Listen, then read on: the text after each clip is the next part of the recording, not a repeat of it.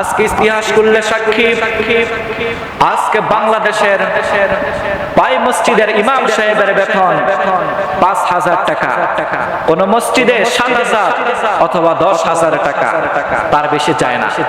কেন রে বাবা? আপনি মসজিদে নামাজ পড়তে আসেন, এসেনজা করতে যান, আপনি এসেনজাখানা দিনে দিনে সুন্দর করছেন, উন্নতন করতেছেন, কিন্তু মসজিদের ইমাম সাহেবের বেতন কেন বাড়ান না? আপনি শৌচাগারে যান, শৌচাগার গুলো সুন্দরভাবে টাইলস করে কত সুন্দর করে দিয়েছেন, কিন্তু ইমাম সাহেবের বেতন কেন বাড়ে না? কেন রে বাবা? তাদেরকে যদি প্রশ্ন করা হয় ইমাম সাহেবের বেতন কেন বাড়ান না, তখন তারা কি বলে জানেন? তারা বলে যে ইমাম সাহেবের টাকার মধ্যে আল্লাহ বরকত দিয়েছেন, তাদেরকে আল্লাহ চালায়। এখন আমার প্রশ্ন হলো, ইমাম সাহেবকে যদি আল্লাহ চালায়, তাদের টাকার মধ্যে যদি বরকত দেওয়ার কারণে তাদেরকে আল্লাহ পাক চালায়, তাহলে আপনাকে চালায় কে? আপনাকে শয়তানে চালায় নাকি আল্লাহ চালায়? এই জন্য বাবা বুঝতে হবে, আপনি কিছুক্ষণের জন্য নামাজ পড়ার জন্য আসেন, এসে মসজিদের এসি গুলো ছেড়ে দেন, কিন্তু ইমাম সাহেব রুমের মধ্যে ২৪ ঘন্টা থাকে, তাকে একটা এসির ব্যবস্থা করে দেন না। কেন?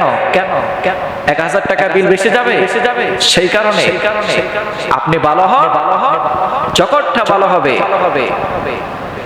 আজকে ইতিহাস করলে সাক্ষী আজকে বাংলাদেশের পাই মসজিদের ম্যাক্সিমাম সভাপতি ঘুষখোর, ক্যাশিয়ার সুদখোর, আর সেক্রেটারি প্রতারক দাঙ্গাবাজ।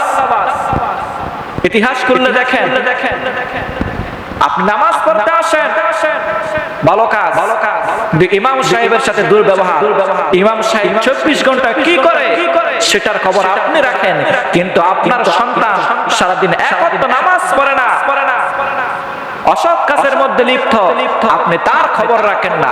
ইমাম সাহেব তিনি কিভাবে খাবার খায়, তিনি কিভাবে নামাজ পড়ায়, কিভাবে আযান দেয়, ২৪ ঘন্টা তিনি কি করে, আপনার সেটার খবর আপনি রাখতে পারেন, কিন্তু আপনার সন্তানের খবর আপনি রাখতে পারেন না। বাবা সন্তানকে এমন ভাবে তৈরি করেন, আপনি যখন মারা যাবেন আপনার জানাজার নামাজ পড়ানোর মতো যেন সন্তানের যোগ্যতা থাকে, সেভাবে আপনি আপনার সন্তানকে তৈরি করেন। আল্লাহর খোদার কসম করে বলি, আপনি যেভাবে ইমাম সাহেবকে ২৪ ঘন্টা ফলো রেখেছেন, যদি আপনার সন্তানকে সেভাবে ফলো রাখতে পারেন, তাহলে আপনার সন্তান আজকে মানুষের মতো মানুষ হয়ে যেত।